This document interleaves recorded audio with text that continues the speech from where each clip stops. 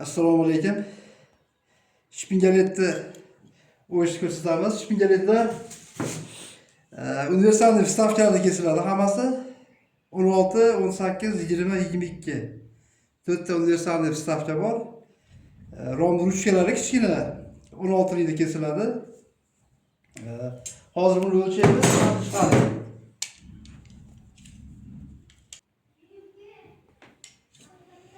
Bunu o'lchab ko'ramiz. 20 mm ga 20 mm vstavka bor. Shunda kesamiz. Buning uchun qo'yib buni ham razmetka qilib olamiz, qanday kesishni. Uголniyni agar to'g'ri chizib olinadigan bo'lsa, juda ham akkuratli, to'shli ish bo'ladi.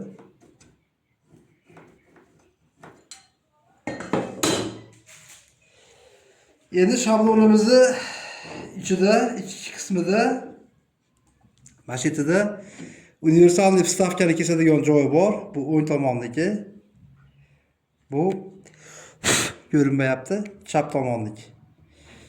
Universal vstavkalar faqat shu yerdan kesadi. Bu ichidagi petlaniki ikki o'lchakdagi universal vstavkaniki. Shuni ashq chizgan qalamimizni o'rtasiga to'g'ri qilib qo'yib olamiz.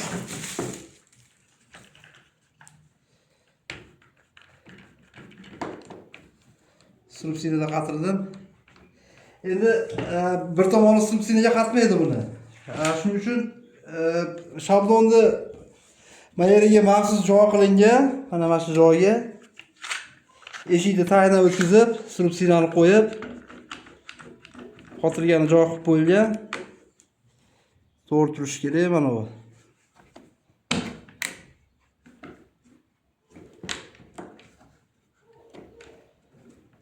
Yaxshilab qotirib oldik.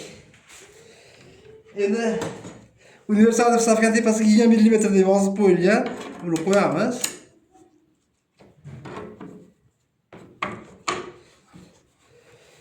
Va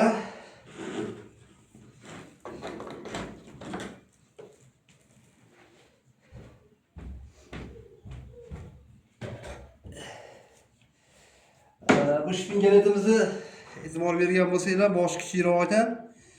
Bu yoqda sekin kengayib ketgan ekan, sal kengroq olsang ham bo'lar ekan.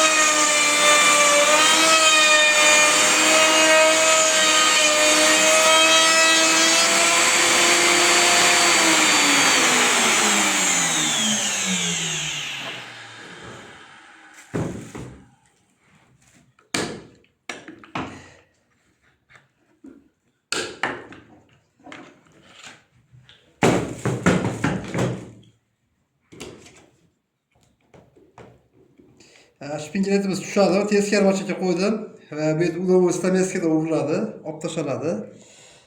Endi bu chekasini olinmagani sababi bu tomonga shablonni xohlasanglar maraqasiga qilib kessa ham bo'ladi. Shpingaletimiz tushgan joyini olish uchun. Endi ko'pchilik buni qilmaydi, iskelada mana shu chekani olib turib, mana shu chekani o'yib qo'yadi.